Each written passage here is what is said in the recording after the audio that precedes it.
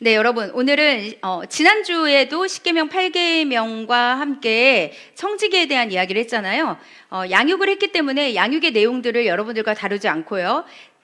십계명에 관련된 말씀을 여러분들하고 계속 전하고 있습니다. 오늘은 십계명 9계명과 율법과 은혜에 대한 이야기를 여러분들과 함께 하려고 합니다. 먼저 말씀을 읽도록 하겠습니다. 출애굽기 20장 16절. 우리 우리말 성경으로 먼저 읽도록 하겠습니다. 시작. 내 이웃에 대해 위증하지 마라. 자, 우리 개역개정 한번 읽어볼까요? 시작.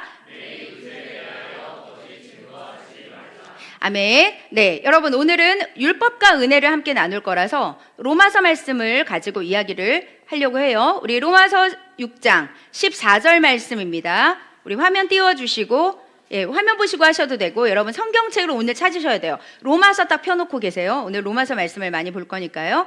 로마서 16장 14절 우리말 성경부터 읽겠습니다. 시작.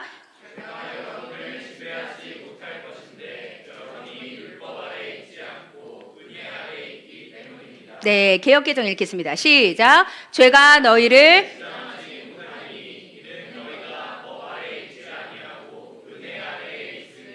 아멘. 네, 여러분 오늘 말씀을 함께 나누도록 하겠습니다. 십계명 이야기를 하기 전에 오늘 여러분들하고 함께 우리 십계명 후반부로 넘어가면서 여러분들이 복음에 대해서 어떻게 알고 있는가? 자, 십계명하고 복음하고 관련이 있을까요? 없을까요? 있어요? 없어요? 자, 우리 신대원 입학하시는 우리 고요한 묻겠습니다. 자, 우리 십계명과 복음은 관련이 있습니까? 없습니까? 네. 딩동댕동 합격입니다. 네, 여러분 십계명과 복음은 연관이 있습니다. 아주 중요합니다. 여러분 오늘 말씀에서 여러분들이 좀 헷갈리거나 그 다음에 내가 명확하게 몰랐던 부분들을 오늘 좀 짚고 넘어가면 좋을 것 같아요. 자, 복음에 대해서 여러분 우리가 배웠죠. 복음이 뭘까요? 복음은 뭘까요? 이렇게 얘기하면 내용이 너무 광범위해요. 자, 여러분, 우리가 이제 전도를 하러 나가면 이렇게 얘기하죠. 예수 그리스도를 믿으십시오. 그러면 구원을 받습니다. 천국 갑니다. 이렇게 전해요. 그죠? 제가 요즘 우리 이은자 집사님 어머니가 병원에 계셔서 계속 말씀 읽어드리고, 그 다음에 하나님 앞에 회개 기도하고, 그 다음에 복음에 대해서 전하라고 이렇게 말씀을 드렸는데, 우리가 전도뿐만 아니라 우리 많은 기독교인들이 예수 그리스도를 믿으면 천국 간다는 걸 모두가 다 알고 있습니다. 그러면 복음에 대해서 정리 한번 해볼게요. 자, 복음은 여러분 예수 그리스도를 믿고 죄사함 받고 구원 받고 나서 교회를 좀 다니다가 죽고 난 다음에 천국 가는 것이 전부다. 자, 맞으면 손 드시고 틀리면 손 내리고 계세요. 자, 복음은 예수님을 믿고 죄사함 받고 구원 받고 교회 다니다가 천국 가는 것이 전부입니다. 손. 자, 그러면 아니라는 걸 알고 있네요, 여러분들은. 그죠? 네. 여러분, 복음은 예수님 믿고 죄사함 받고 거듭난 후에 교회를 좀 다니다가 천국 가는 것이 전부가 아닙니다. 하나님의 자녀가 되는 조건이 무엇이냐? 자, 이거부터 아셔야지 우리가 오늘 말씀을 다 이제 이해를 할 수 있어요. 다음 주까지 2번에 나눠서 할 건데요. 오늘 잘 들으셔야지만 여러분들이 명료하게 복음이 무엇인지 알 수 있습니다. 자녀가 되는 조건, 일단 복음을 들어요. 복음은 우리가 아주 기본적으로 예수 그리스도가 우리의 죄로 인하여서 십자가에 달려 돌아가셨다. 그리고 그분이 살아나셔서 부활하신 것, 우리가 그것을 믿으면 구원받는다라고 듣습니다. 다시 말해서 복음을 듣고 그 다음에 우리가 무엇을 하냐? 회개합니다. 그러면 하나님께서 우리에게 죄사함을 주시고요, 구원의 반열에 들어가게 하시고, 그 다음에 은혜를 가지고 하나님 나라의 성전이 되어서, 자, 요 뒤서부터 집중, 성령님의 인도를 받고 말씀의 인도를 받고 하나님의 말씀의 뜻을 이루는 삶이 바로 복음으로 사는 삶입니다. 복음을 들었어요? 회개했어요? 죄사함 받았어요? 구원 받았습니다. 끝이 아니라 이 뒤에는 하나님의 자녀로서 나의 인도를 받는 것, 나의 생각과 경험의 인도를 받는 게 아니라 성령님의 인도를 받고 말씀의 인도를 받습니다. 그래서 말씀을 우리가 왜 읽냐, 왜 듣는가, 설교를 왜 듣는가, 양육을 왜 하는가에 대한 목적은 너무 분명합니다. 말씀대로 살기 위해서입니다. 우리가 말씀대로 살려고 말씀을 배우는 거고, 말씀대로 살려고 설교를 듣는 거예요. 말씀대로 살려고 말씀을 읽는 것입니다.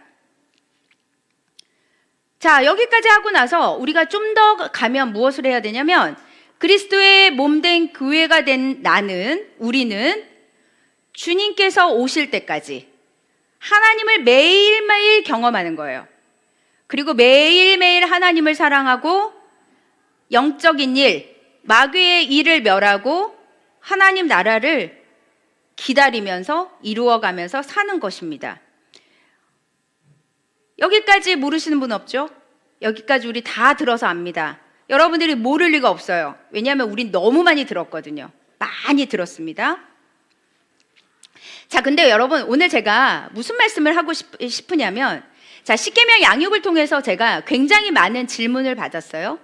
질문을 받았는데 생각보다 우리 지체들이 오해를 하는 부분이 굉장히 많다는 걸 알았습니다. 헷갈려하는 부분들도 많다는 걸 알았어요. 그래서 오늘 십계명을 마무리를 하면서 여러분들하고 복음과 연결된 율법, 여러분 우리 십계명 지킬 수 있다, 지킬 수 없다. 자, 차기 우리 전도사님. 자, 오늘 또 제일 앞에 앉았어요. 오늘 인도 뭐 어쩔 수 없어요. 다른 분들한테 물어보면 시험 들기 때문에 고요한에게. 자, 율법은 지킬 수 있다 없다. 제 표정을 보면 지금, 자, 우리 거기 형제 고영광, 여러분 십계명 배웠는데 지금, 자, 우리 율법을 지킬 수 있다 없다. 자, 지금 왜 없다고 했어요? 자, 먼저 물어볼게. 율법을 지킬 수 없는 존재인데. 존재인데. 예수 그리스도께서 성취하신 율법을 예수님을 따라 지킬 수 있게 하시는. 그럼 결론적으로 지킬 수 있다 없다? 있습니다. 고영관까지 가지 않을게요. 자, 여러분 오늘 우리가 십계명을 하면서 결론은 무엇이냐? 지킬 수 있다입니다. 왜냐? 자, 이따가 제가 율법을 얘기하기 전에 의인을 얘기할 거예요. 여러분 칭의 아시죠? 칭의는 무엇이냐? 법적인 용어라고 했습니다. 의인이 되었다입니다. 여러분들 지금 믿음으로, 그러니까 의인의 조건이 뭐죠? 믿음이죠. 믿음으로 의인이 됐어요. 그럼 의인의 조건은 무엇이냐? 죄를 지을 수 없는 존재란 뜻이에요. 그러면 우리는 근데 이제 여러분들이 이제 여기서부터 죄 짓고 있는데, 그럼 이 뒤에는 어떻게 되는 건가? 이제 여기서 헷갈리는 거거든요. 요거를 나눌게요.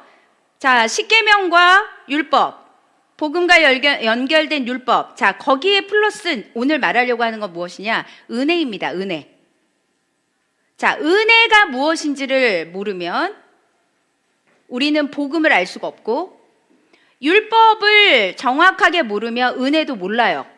오늘은 그 용어 정리를 좀 하려고 합니다. 그래서 자, 오해하는 부분을 먼저 정리할게요. 오해하는 부분을. 자, 로마서 1장 16절부터 17절을 자, 펴시기 바랍니다. 우리 오늘 이거만 좀 잘 정리해 볼게요. 자, 오해하는 부분이 무엇인지를 먼저 보겠습니다. 자, 첫 번째 칭의입니다. 하나님이 죄인들에게 믿기만 하면 의롭다고 선포하는 것을 칭의라고 합니다. 로마서 1장 16절 17절을 여러분 우리 큰 목소리로 읽도록 하겠습니다. 시작. 나는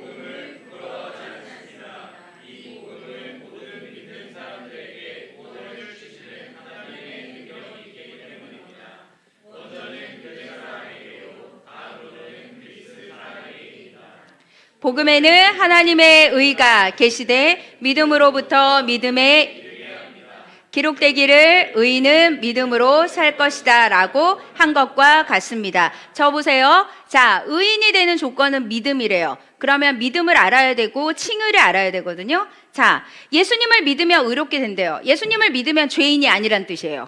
의롭게 된다. 의인만 천국 갑니다. 의인만 하나님 나라 들어갈 수 있어요? 죄인은 들어갈 수 없습니다. 그러면 우리가 들어갈 수 있는 방법은 율법을 완전히 지킬 수 없었기 때문에 예수님을 믿어야만 들어갈 수 있는 거예요, 조건이. 여러분, 이게 복음의 정수입니다.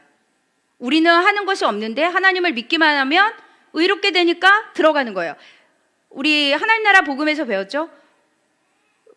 천국을 들어가는 방법이 있는데 하나는 예수님을 믿는 거예요. 또 하나는 무엇이냐? 여러분, 하나님께서 우리에게 주신 모든 신구약에 나오는 모든 율법을 완벽하게 지키면 들어갈 수 있습니다. 그러나 예수 그리스도를 빼놓고 그 누구도 지킬 수가 없으니까 못 들어간 거예요. 그래서 우리는 예수님이 없으면 아무것도 못하는 거죠. 이게 이제 복음의 정수는 예수님 때문에 내가 모든 것이 가능해졌다라는 게 복음의 정수가 되는 것입니다. 여러분, 이것을 통해서 우리는 죄인이었는데 예수님을 믿으니까 죄도 없어졌죠. 사망도 없어졌죠. 죄책감에서도 벗어났죠. 그러니까 우리는 생명의 소망으로 살 수가 있는 겁니다. 자, 질문하겠습니다. 예수님 믿어서 우린 천국 가요. 그리고 생명으로, 복음으로, 소망으로 살 수 있어요. 자, 질문할게요. 자, 그런데 왜 신자들은 감사가 없을까요? 왜 예배를 드리면서 감동도 없을까요? 왜 소망도 없을까요? 왜 우리는 교회를 와서 믿는다고 앉아 있는데 여전히 세상 속에서 갈팡질팡하면서 사는 것일까요? 왜 우리의 인생은 계속해서 문제 속에서 휘몰아치면서 하나님이 이렇게 큰 복음을 줬는데도 불구하고 살지 못하는 걸까요? 여러분들 일주일 동안 감사하셨어요? 여러분들한테 감격이 있어요? 기쁩니까? 범사에 감사합니까? 소망합니까? 아파도, 돈이 없어도, 망해도, 실패해도 그거와 상관없이 여러분들의 인생 가운데서 여러분들은 예수님 때문에 기뻐요? 너무너무 하나님께 송구하지만 우리는 지금 그렇게 살지 못한다는 게 문제입니다. 우리가 그렇게 하지 못하고 있는 거예요. 계속. 이게 맞나? 예수님을 믿는데도 여러분, 사명이고 뭐고 다 필요 없고 내가 지금 어떻게 사는지에 대한 기본적인 문제도 해결하지 못하고 있습니다. 계속 갈팡질팡하는 거예요. 이 다음엔 어떻게 하지? 결혼하고 나면 어떻게 하지? 아이가 안 생기면 어떡하지? 돈이 없으면 어떡하지? 집을 못 구하면 어떡하지? 여러분, 우리의 모든 고민은 하나님이 우리에게 주신 믿음에 대한 이 복음의 정수에 있는 게 아니라 우리는 지금 계속해서 이 땅에서 세상 사람들하고 별반 다름없게 산다는 게 가장 큰 문제입니다. 들었음에도, 복음을 들었는데도 전혀 변화가 없다는 게 문제거든요. 자, 왜 그럴까요? 자, 두 가지인데, 하나는 아직도 정확하게 복음을 몰라서 그래요. 정확히 복음을 모릅니다. 두 번째, 복음을 모르니까 예수 그리스도의 은혜도 모르는 거예요. 이 두 가지를 모르기 때문에 소망 없이 사는 겁니다. 갈팡질팡하면서 산다는 것이죠. 그런데 여러분, 오늘 로마서의 말씀에 보면은 계속 이렇게 말합니다. 칭의, 믿음으로 의롭게 됐다 이러시면서 이렇게 말씀하셨어요. 로마서 1장에서는 칭의에 대해서 얘기했는데 6장, 7장으로 넘어가면 이렇게 하나님께서 말씀합니다. 죄에 대해서는 죽었고 하나님에 대해서는 살았다. 이렇게 말씀해요. 죄에 대해서는 너는 죽었는데 하나님에 대해서는 살아있다라고 말씀하고 있습니다. 로마서 6장 1절부터 11절 펴놓고 제가 읽으라고 할 때 읽으시면 됩니다. 자, 그럼 질문하겠습니다. 또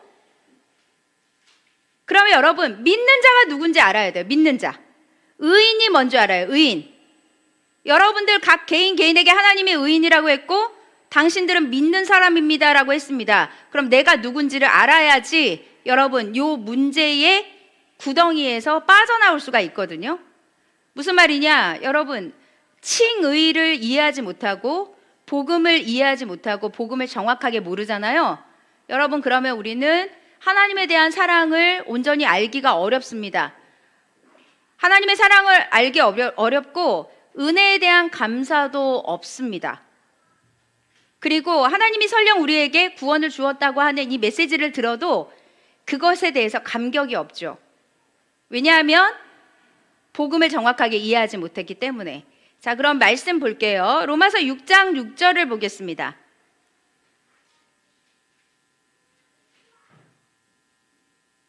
로마서 6장 6절 한번 읽어보도록 하겠습니다. 시작.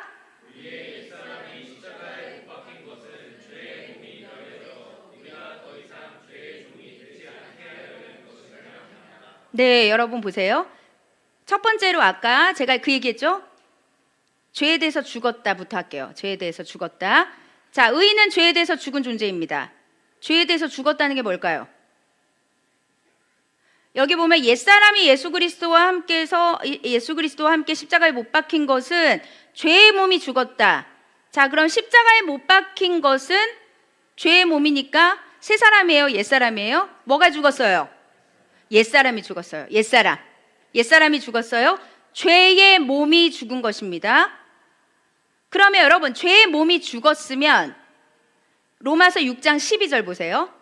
자, 12절 보시면서 한번 읽어보도록 하겠습니다. 여러분, 말씀을 오늘 찾으면서 잘 따라와야 돼요. 그래야 이해할 수 있어요. 십자가에 못 박힌 나는 옛사람이에요. 죄의 몸이 죽었어요. 그럼 여러분, 죽었으면 죄에 대해서 기능을 할 수 있어요? 없어요? 없죠. 없어요. 6장 12절 읽겠습니다. 시작. 그러므로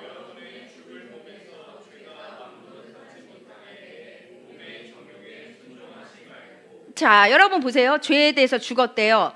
그러니까 죄가 왕노릇, 죄가 나를 지배하지 못하고 죄의 옛사람의 정욕에 내가 순종하지 않는다는 거예요.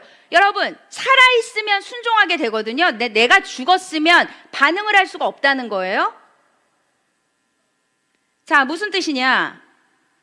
여러분, 죄는요, 정죄감과 죄책감으로 지배합니다.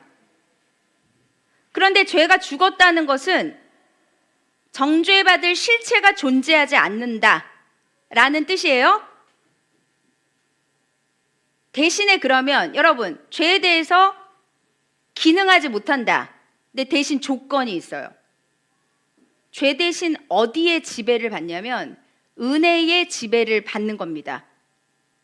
요거는 더 설명해 드릴게요. 은혜의 지배를 받는다고 했어요. 14절 읽어볼게요. 6장 14절. 그 말씀이 나옵니다. 시작. 죄가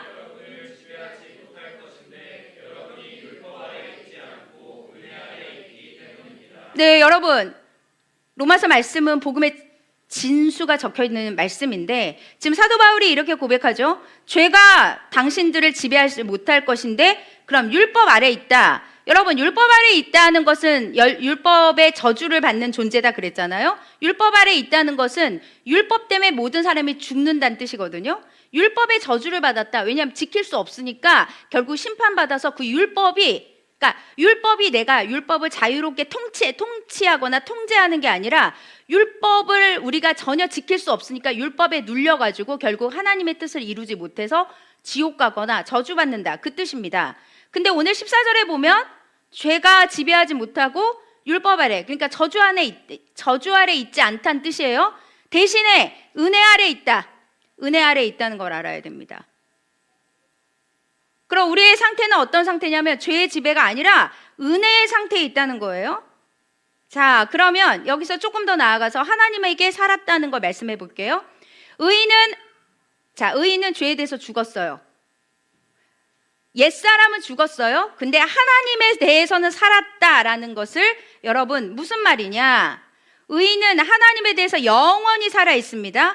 어떻게 살아 있냐? 하나님의 능력으로 하나님이 주신 그 은혜의 그 모든 것들을 누릴 수 있고 율법을 지킬 수 있어요. 하나님에 대해서 살았기 때문에.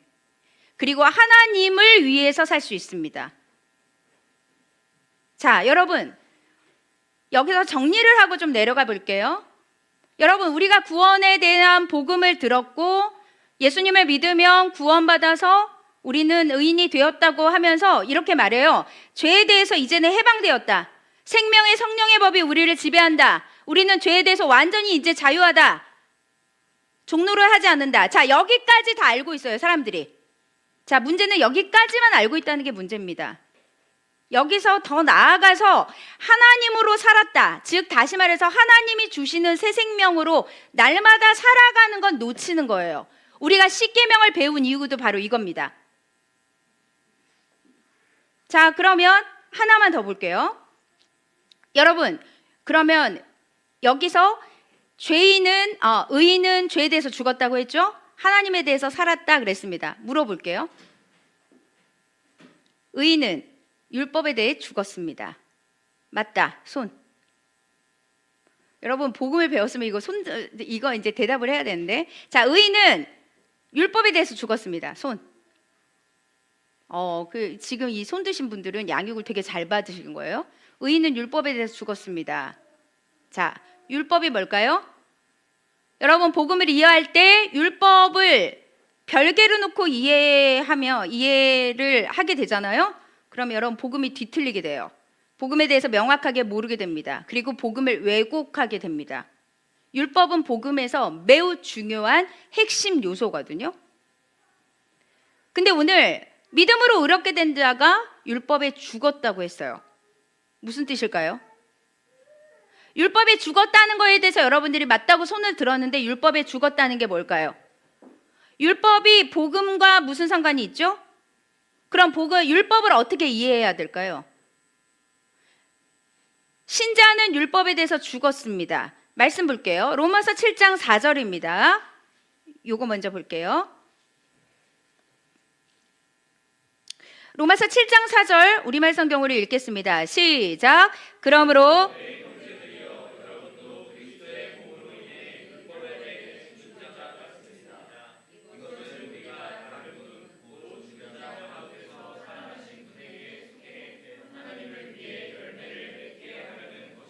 네, 여러분 제가 지금 했던 정리의 내용입니다. 율법에 대해서 죽었어요. 죄에 대해서 죽었습니다. 근데 아까 제가 말씀드렸죠? 여기까지 알고 있는 반쪽 복음을 알고 있는 거예요. 더 나아가서는 무엇이냐? 하나님의 생명으로 사는 것을 놓쳤다고 했는데 오늘 이겁니다. 우리말 성경에 오늘 보시면 7장 4절에 이렇게 나오죠? 율법에 대해서는 죽었는데 이제는 살아계신 분, 하나님을 위해서 열매를 맺게 하려는 거예요. 율법에 대해서 죽고 하나님에 대해서 열매를 맺게 되는 것. 그러면 말씀 하나 더 읽겠습니다. 율법 아래 있지 않는 것도 같은 말이긴 하거든요. 한 번만 더 읽어볼게요. 자, 율법 아래 있지 않는 자입니다. 우리는 로마서 6장 14절 15절입니다. 로마서 6장 14절에서 15절입니다. 읽겠습니다. 죄가 여러분을 시작.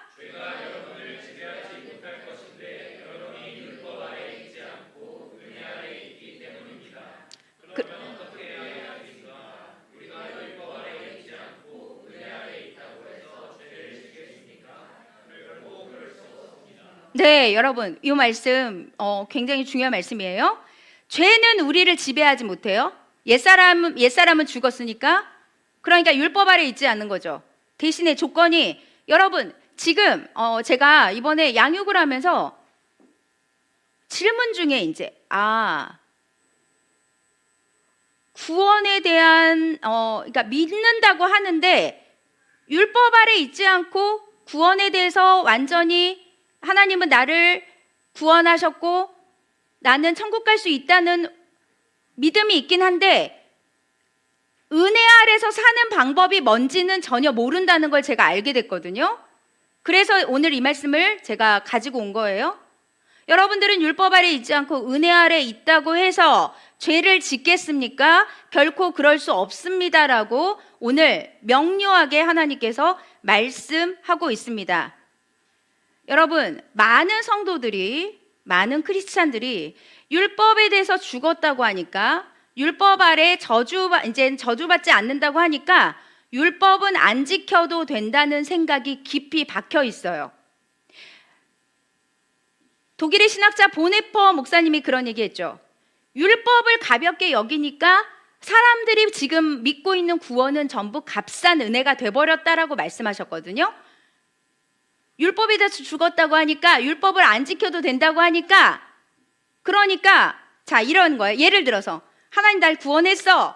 하나님은 날 너무 사랑해. 그래서 내가 어떤 행동을 하고 어떻게 살아도 괜찮다고 하는 자기 확신의 믿음을 가진 사람들이 많다는 것입니다.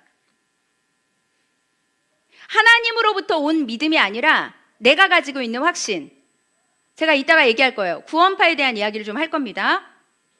그래서 여러분 이런 생각을 하고 있는 크리스찬들이 너무 많고 있기 때문에 율법에 대한 무지가 복음에 대한 무지로 이어갔을 뿐만 아니라 더 나아가서는 하나님에 대한 무지까지 이어간 거예요. 율법에 대해서 죽었다고 하니까 신자가 마땅히 거룩하게 은혜롭게 살아야 되는 규범을 상실해도 된다고 알고 있는 사람들이 많다는 거예요. 왜냐하면 어차피 하나님은 용서할 거니까, 어차피 하나님은 나를 사랑하니까 라고 전제를 그렇게 깐다는 것입니다. 7장 4절을 볼까요, 여러분? 눈으로 보세요, 눈으로. 아까 읽었던 말씀이에요.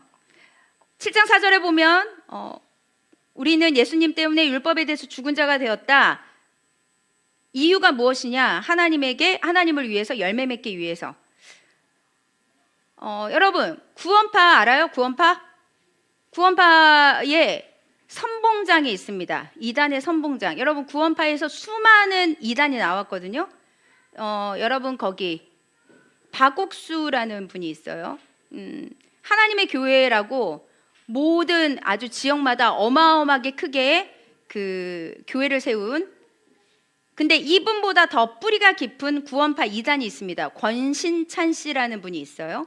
이분이 로마서 7장을 해석하면서 이렇게 얘기했습니다. 여러분, 이 사람이 2단 목사였거든요. 여러분, 율법에 대해서 하나님이 죽었다고 했습니다. 이분이 했던 설교 그대로 제가 읽어드릴게요. 그러니까 구원받은 성도들은 구원받았으니까 율법 지킬 필요 없습니다. 주일 성수 안 해도 됩니다. 11조 안 해도 됩니다. 금식 안 해도 됩니다. 새벽 기도, 기도 생활, 말씀 생활 안 해도 됩니다. 왜냐하면 이것은 다 율법이기 때문에 지킬 필요 없습니다라고 이분이 그렇게 말을 했어요. 이렇게 설교를 했습니다. 구원파는 엄청나게 인기를 많이 누렸고, 구원파는 이렇게 하면서 한국 교회를 뒤흔들 만큼 어마어마하게 부흥을 했습니다. 이 사람은 원래 목사가 아니라 장로였거든요. 이제 그 평신도였다가 이제 장로교회 목사로서 있으면서 율법에 대해서 완전히 잘못 해석하다가 자기 복음을 만든 거예요. 자, 그러면 여러분 질문할게요. 구원받은 후에 율법이 필요 없다고 하니까 구원받은 후에 짓는 죄는 여러분 어떻게 알 수 있을까요? 그러면 여러분 어떻게 알 수 있어요? 구원받은 후에 율법이 필요 없다라고 이 2단에서 얘기하는 구원파의 전제로 얘기를 한다면, 우리 구원받고 계속 우리 안에 양심의 죄책이나 여러 가지 우리가 불편하고 찔림이 있는 이 모든 죄들은 어떻게 알 수 있습니까? 양심으로 알 수 있는 부분도 있지만 어떻게 알 수 있을까요? 아니면 알 필요도 없습니까? 어떤 죄도 짓지 않으려고 애쓸 필요도 없으니까, 이 말씀이 맞다면 내가 거룩하니 너희도 거룩해라는 이 말씀은 여러분 논리적으로 성립이 안 됩니다. 여러분, 우리가 십계명 배웠습니다. 도둑질하지 말라, 간음하지 말라, 부모를 거역하지 말라, 탐심하지 말라, 살인하지 말라. 이거 어떻게 할 수 있죠? 율법을 지키라고 하는 하나님의 말씀이 있기 때문에 아는 거예요. 내가 하나님이 그렇게 하라고 했는데 하지 않으면 불편한 건 말씀에 그 율법이 있기 때문입니다. 그럼 성경에서 여러분 율법이 폐했다, 율법이 완전히 폐해서 없어졌다라고 하는 해당이 되는 경우는 뭘까요? 이 십계명은 어디서 나왔죠? 모세의 율법에서 나왔잖아요. 돌파하늘 시내산에서 40일 동안 하나님과 만났던 모세를 통해서 율법의 이 십계명을 받았습니다. 여러분, 율법이 폐했다는 것은 지금 성경에서 우리 레위기나 신명기에 나오는 제사법, 할례나 이런 제사제도나 시민법이나 그 당시에 하나님께서 그 모든 실행법 중에서 우리에게 지금 소속이 돼 있지 않는 것들을 폐했다는 것입니다. 예수님이 율법이 폐했다는 것은 예수님 스스로가 제사의 제물이 되셨잖아요. 예수님이 스스로 양이 되셨잖아요. 예수님께서 제사를 드리지 않아도 나를 믿으면 구원받을 수 있다는 전제가 있기 때문에 그게 율법이 폐했다는 뜻입니다. 잘못 들으면 여러분 율법 자체를 다 없애도 된다고 그렇게 해석하면 잘못 해석했다는 거예요. 그러면 무엇이 남았죠? 여러분, 그 율법이, 제사법이 폐해진 거지 우리는 도덕법이나 십계명은 그대로, 오히려 여러분 십계명은 더 적극적으로 지켜야 되는 율법이 되었습니다. 예수님께서는 마음으로 짓는 모든 것들을 다 죄의 영역으로 넣기 때문에 그렇습니다. 그래서 여러분, 오늘 말씀의 6장과 로마서 6장과 7장의 말씀을 보면 율법 아래 있지 않고 우리는 율법에 대해서 죽었고 율법은 폐해졌지만 조건이 무엇이냐? 아까 읽었던 6장 14절처럼 율법 아래 있지는 않지만 은혜 아래 있다는 걸 절대로 잊어서는 안 됩니다. 다른 말로 율법 아래 있지 않다는 것은 예수님께서 우리의 죄, 우리의 본질적인 죄를 가져갔기 때문에 정죄 아래 있지 않다는 뜻이지 내 마음대로 살아도 된다는 뜻이 아니에요. 여러분, 율법에서 우리는 사도 바울은 이렇게 말했습니다. 여러분, 사도 바울이 이렇게 로마서에서 야, 너희들은 율법에서 해방됐다, 율법에서 자유하다, 율법 아래 있지 않다, 죄에 대해서 죽었다 라고 하는데 사도 바울이 쓴 모든 사도 바울의 서신들은 다 지키라고 하거든요. 기도해라, 때를 얻든지 못 얻든지 복음을 전해라, 말씀을 읽어라, 영적인 전쟁을 해라, 항상 기뻐해라, 쉬지 말고 기도해라, 다 있습니다. 그럼 여러분, 이 충돌하는 이 상충되는 이 사건을 어떻게 해석하실 거예요?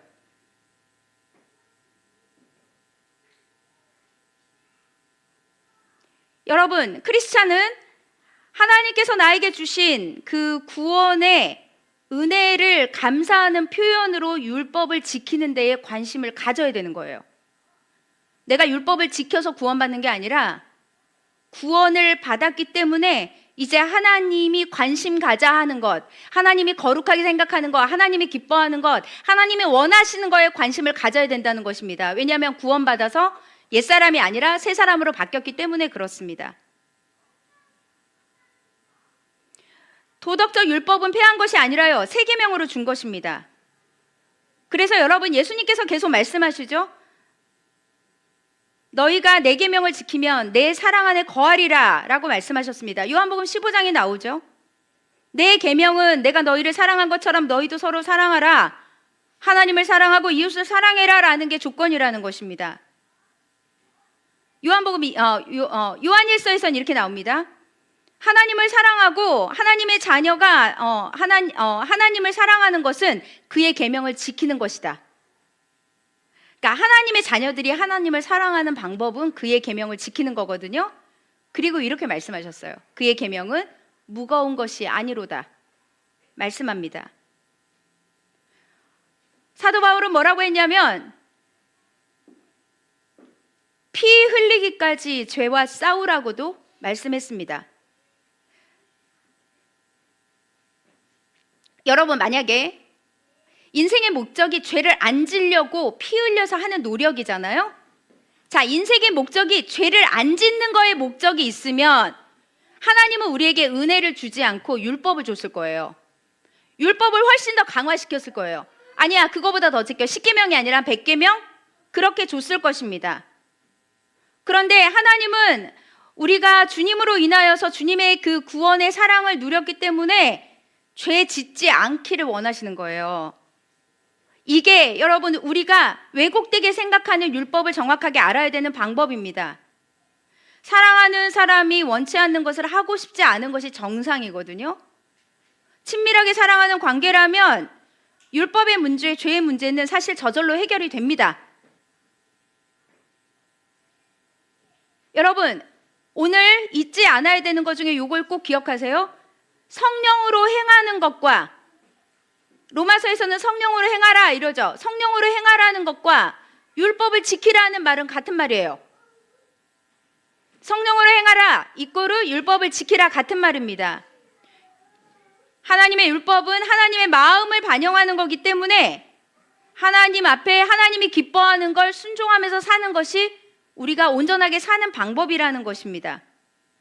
그래서 여러분, 하나님의 말씀을 지키면서 사는 것은 우리가 거룩하게 사는 데에 수단이 되는 거예요. 여기까지 이해되셨어요? 여기까지 이해되셨죠? 이해가 되셔야 돼요. 저는 정말 설교를 항상 미리 점검을 하거든요. 몇 분이 나오는지. 근데 항상 풀테스트를 제대로 끝낸 적이 없어요. 이제 20분, 13분 남아서 이제 율법과 은혜만 오늘 하겠습니다. 자, 그러면 그리스도인들은 구원받기 위해서 율법을 행하는 게 아니라 구원받았으니까 율법을 행하는 것입니다. 여기까지 아시죠? 하나님이 우리를 구원해 주시고 나에게 주신 그 은혜가 너무 감사해서 율법을 지키는 게 기쁜 거예요. 그래서 여러분, 최고의 경건이 뭔지 아세요? 마틴 로이드 존스 목사님이 이렇게 얘기했습니다. 최고의 경건은 계명을 준수하는 것을 즐기는 삶이다. 그랬습니다. 그리스도인들의 자유는 뭘까요? 순종으로부터 자유가 아니고요. 불순종으로부터의 자유입니다. 무슨 말이냐? 불순종이 훨씬 어렵고 순종이 훨씬 쉽다는 뜻이에요. 율법을 준수하지 않아도 되는 하등 종교나 사이비 종교가 아니라는 것입니다. 근데 여러분, 한국교회가 제가 이야기할게요. 아까 그 구원파 얘기했죠. 한국교회가 옛날에 큰 집회를 많이 했습니다. 요즘엔 사실 우리 교회도 이제 내년에 부흥회를 할 거예요. 우리 선교사님도 모시고 부흥회를 할 건데, 옛날에는 부흥회 정말 많이 했습니다. 부흥회 많이 하고 집회를 많이 했거든요. 성도들하고 이제 말씀을 나눌 때 이제 옛날에는 지금보다 이 말씀에 대한 여러분 이 신학적인 토대가 너무 약해서 이단이 더 많이 나오기도 했습니다. 물론 지금은 신학적 토대가 있음에도 불구하고 인간이 이 신학을 연구하다 보면 이단에 빠지는 경우가 많다는 거죠. 무슨 말이냐? 여러분, 한국 기독교가 율법과 은혜를 원수처럼 생각하게 만들었어요. 무슨 말이냐? 저는 잠정적으로 아닌 아이들도 있어요. 근데 전 잠정적으로 중고등부 학생들은 잠정적 교회 다니는 불신자라는 걸 너무 확신합니다. 무슨 말이냐? 아주 옛날에 우리 한국 교회가 숫자적으로만 막 부흥했을 때 어떤 일이 있냐면, 예수님을 믿으면 구원받습니다. 예수님을 믿으면 천국 갑니다. 예수님을 믿으면 복 받습니다. 예수님을 믿으면 병에서도 고쳐집니다. 여러분 부자 될 수 있습니다. 여기에 모든 포커스를 맞췄어요. 그래서 자, 예수님 믿을 사람 손. 자, 이렇게 했어요. 옛날에 모든 CCC부터 모든 기독교 단체부터 여러분 모든 교회들이나 큰 교회든 작은 교회든 그런 걸 하면서, 그래서 아직 마음속으로 이 사람은 구원의 확신이 없어. 그런데 무조건 손들어. 무조건 구원 받았어. 구원의 확신이 아니야. 너는 지금 죽어도 천국 갈 수 있어. 이걸 너무 확신을 시켜준 거예요. 그러다 보니까 그냥 예수님 믿어도, 여러분 그렇게 하고 나서 예수님을 믿은 사람들이 어떻게 살아야 되는 이야기를 없이, 예수님 믿으면 잘 산다, 예수님 믿으면 복 받는다, 예수님을 믿으면 병이 고쳐진다, 예수님을 믿으면 취업하고 이 세상에서 세상 사람들이 잘 먹고 잘 사는 거 모든 거 다 된다, 이렇게 가르쳐 놓으니까 여러분 자기 확신으로 믿는 믿음으로, 다 자기 의로움으로 그렇게 예수님을 믿은 사람들이 너무 많이 생산이 된 겁니다. 그래서 여러분, 하나님의 구원에 대해서 이야기는 하지만 하나님이 구원을 해줬으니까 너희들이 얼마나 철저하게 율법을 지키면서 거룩하게 살아야 되는 이 얘기는 안 한 거예요. 많은 교회들이 하지 않았어요. 많은 교회들이 이걸 양육하지 않았습니다. 여러분, 이 문제, 율법과 이 은혜를 원수처럼 생각하는 데는 구원파뿐만 아니라 여러분 뭐가 있는 줄 아십니까? 세대주의 신학이라는 게 있어요. 세대주의 종말론이라는 것이 있습니다. 여러분, 세대주의 종말론으로 인하여서 종말론의 문제, 구원론의 문제가 완전히 다 어그러진 것입니다. 요한계시록을 해석을 잘못했습니다. 그래서 여러분, 은혜를 막 강조하다 보니까, 야, 하나님은 이것도 봐주는 분이야. 하나님에 대한 두려움이 없는 세상이 돼버렸어요. 여러분, 우리가 하나님의 뜻대로 살지 않았을 때 우리 마음의 찔림과 하나님께 회개해야 되겠다, 내가 돌이켜야 되겠다, 내가 영적 침체가 왔을 때 하나님 앞에서 내가 지금 얼마나 완고한 자인가를 깨달을 수 있는 모든 상황들을 완전히 배제하고, 하나님은 그래도 너 사랑해. 야, 교회 안 다니면 어떠니? 교회 어쩌다가 빠지면 어떠니? 네 맘대로 살아. 제가 정말 양육하면서 여러분 쇼킹한 일들이 한두 가지가 아닙니다. 자기 확신이 너무 있는 거예요. 하나님 너무 사랑하시는 분이니까. 하나님은 사랑하니까 하나님의 두려움에 대해서는 완전히 배제가 돼 있습니다. 한국교회가 은혜만 강조했지 하나님의 법, 하나님의 말씀을 무시하는 율법 폐기론에 빠졌던 것이 세대주의 신학에서 가르쳤던 말씀이었습니다. 여러분, 성경에는 언약이 많거든요. 아브라함의 언약, 모세의 언약, 다윗의 언약, 새 언약 다 있죠. 여러분, 이 언약이 많이 있는데 약속은 딱 하나입니다. 뭘까요? 죄인인 우리가 예수 그리스도로 말미암아 구원받는다는 메시지는 똑같아요. 모세의 언약이든 아브라함의 언약이든 똑같습니다. 다만 여러 상황에 따라서 모세를 통해서 언약을 맺고 아브라함을 통해서 언약을 맺고 선지자들을 통하여서 새 언약의 그 메시지가 있을 거라는 예언을 했을 뿐이에요. 그래서 에베소서 2장 13절에서는 약속의 언약들이라고 했습니다. 언약이 여러분 한 가지가 아니라 복수예요. 언약들인 거예요.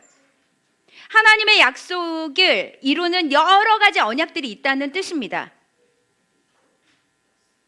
그래서 여러분 오늘 이 십계명과 연결된 율법에 대한 정리를 해볼게요.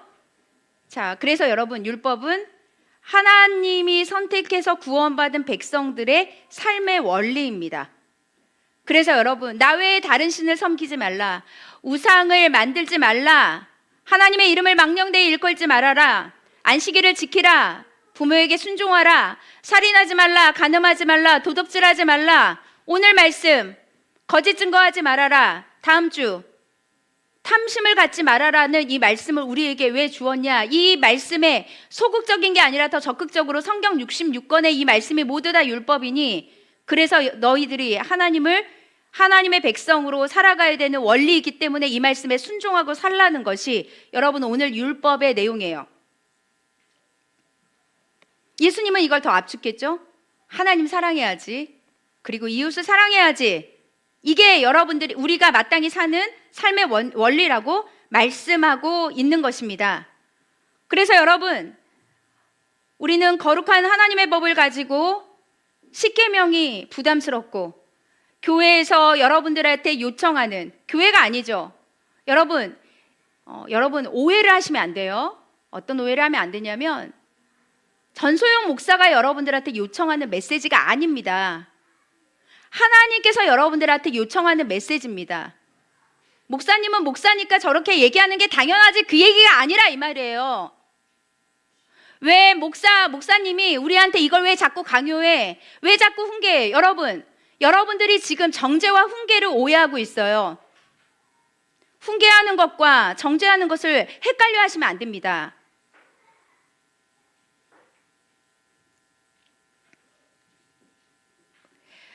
여러분 우리가 하나님의 이 거룩한 계명으로 우리의 수준을 하나님이 끌어올리려고 우리를 구원시킨 거라니까요.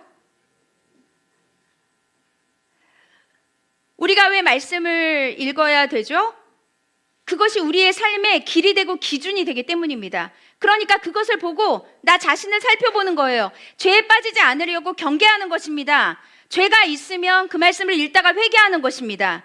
그리고 다시 이 구원의 여정 가운데서 하나님 앞에 하나님이 기뻐하는 그 거룩의 길을 우리가 하나하나씩 나아가는 것입니다. 여러분, 은혜가 공짜죠? 구원이 공짜죠? 은혜란 자격 없는 자에게 베푸는 하나님의 선물입니다. 그래서 우리는 흔히 은혜를 공짜로 아무 조건 없이 주어지는 선물이라고 생각합니다. 그러나 여러분, 맞아요. 이 말도 맞아요. 우리 차기 고요한 전도사님께서 죄인으로는 율법 못 지킵니다까지 얘기한 건 반쪽이고, 그렇지만 성령께서 우리에게 우리 예수님으로 인하여서 믿게 되었습니다. 여기까지 완전한 답이죠. 은혜는 조건 없이 주어진 선물이 맞습니다. 근데 이거는 반쪽짜리 은혜에 대한 정의예요. 성경에서는 조건 없는 은혜는 없습니다. 왜냐? 하나님의 은혜는 철저한 우리에게 청산을 요구하기 때문에 그렇습니다. 어떻게 알 수 있죠? 여러분 우리 지난주에 배웠잖아요. 마태복음 25장 하나님께서 우리에게 주신 것 5달란트, 3달란트, 1달란트를 주었는데 하나님께서 맡기고 무엇을 했죠? 결산했어요. 청산했단 말이에요. 하나님께서는 우리에게 말씀하십니다. 너희들이 하나님의 백성으로 살았을 때 내가 너희에게 주는 그 은혜에 대해서 어떻게 이 땅에서 살았는지를 내가 지켜볼 것이다라고 말씀한 것입니다. 베풀어지는 은혜, 여러분 은혜 받은 사람 은혜 받아보셨어요? 빚을 빚에 대해서 여러분 탕감 받아본 적이 있습니까? 저는 사업을 하다가 빚을 진 적이 있었잖아요. 많은 사람들을 만났고 사업하는 많은 사람들을 만났습니다. 제 주변에 어떤 분이 정말 큰 돈을 탕감을 해줬습니다. 그리고 지금 갚을 수 없으면 나중에 천천히라도, 제 지인이에요. 제 지인의 이야기입니다. 굉장히 큰 돈을 이자도 받지 않고 돈을 벌게 되면 돈이 좀 생기면 그때부터 조금씩 갚아달라고 했습니다. 제가 그 사람들의 관계를 알아요. 빚진 자를 알고 빚을 받아야 되는 관계를 알거든요. 은혜를 받은 사람, 진짜 그 은혜를 받은 사람한테 잘합니다. 때가 되면 연락하고요.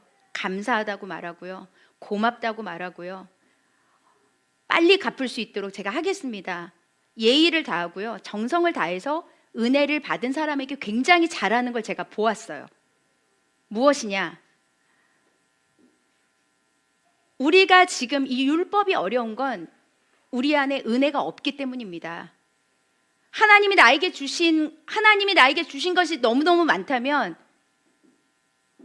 하나님 앞에 우리가 잘할 수밖에 없어요. 하나님이 기뻐하는 걸 할 수밖에 없습니다. 여러분, 선물은 받으면 되게 좋은데 그 선물 받은 사람은 자발적인 고마움이 있죠? 또 뭐가 있을까요? 진짜 큰 선물을 받잖아요. 부채의식이 있어요. 제가 교회를 개척했을 때 굉장히 많은 분들이 저희 교회에 헌금을 하셨습니다. 제가 존경하는 우리 서은모 교수님도, 일반적인 교수님들이 그렇게 안 하시거든요. 하나님께서 우리 이문미 선교사님도 마찬가지고, 우리 교회에 보이지 않게 굉장히 많은 이 교회를 세우는데 협력하고 도왔던 분들을 저는 기억을 다 하고 있습니다. 근데 여러분, 하나님의 교회잖아요. 근데 여러분, 제가 하나님으로부터 받았으니까 당연한 거지라고 생각하지 않습니다. 무슨 말이냐? 하나님으로부터 받았지만 그분들이 하나님이 축복을 해줄 거지만, 여러분, 저는 너무 고맙고 제 마음에 언제나 부채의식이 있어요. 살면서 잘해드리고 싶은 마음이 있단 말이에요. 여러분, 이게 은혜를 가지고 아는 사람이 가지는 특징입니다. 은혜의 조건은 자랑이 아니거든요.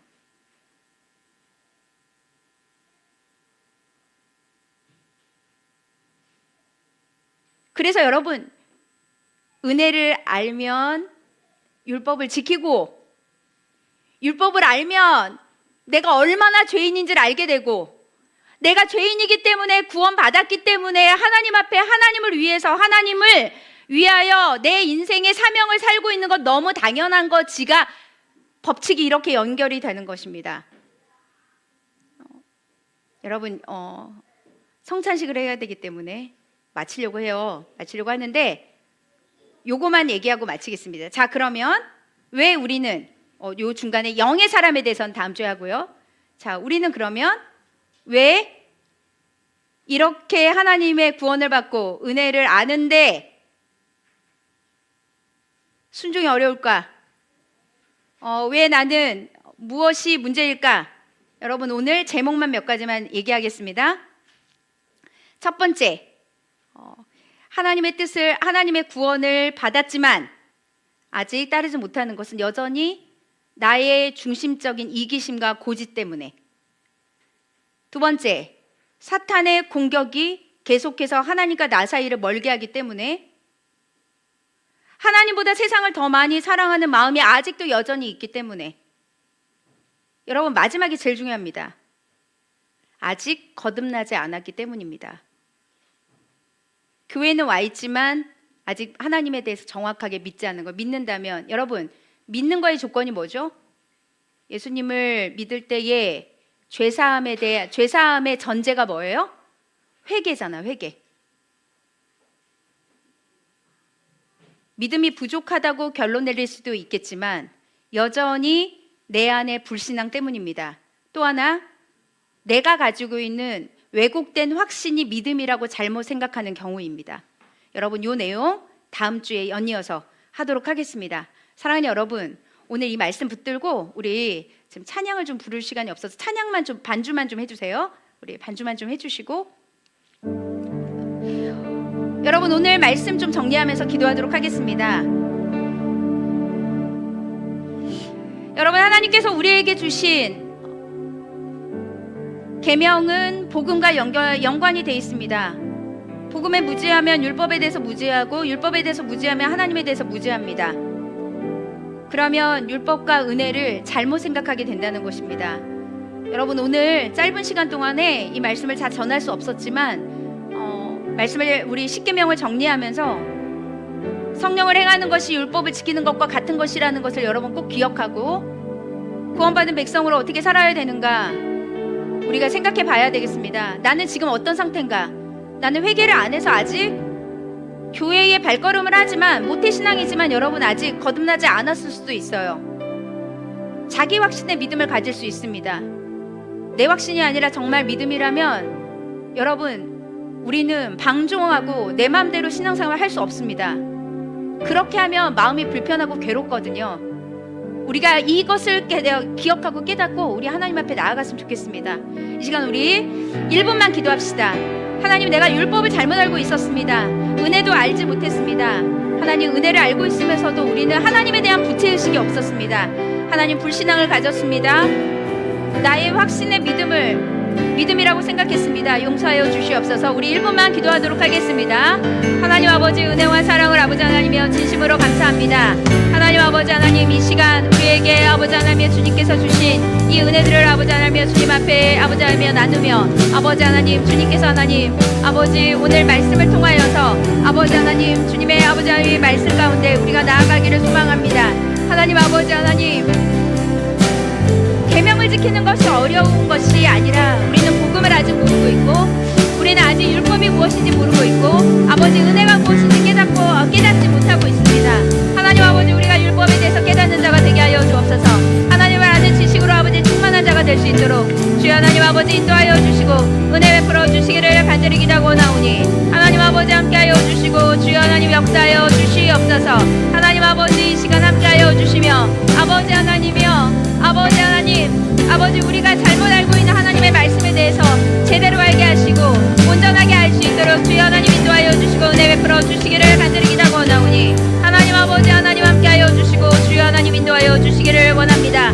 하나님 아버지 하나님 역사하여 주시고 인도하여 주시옵소서.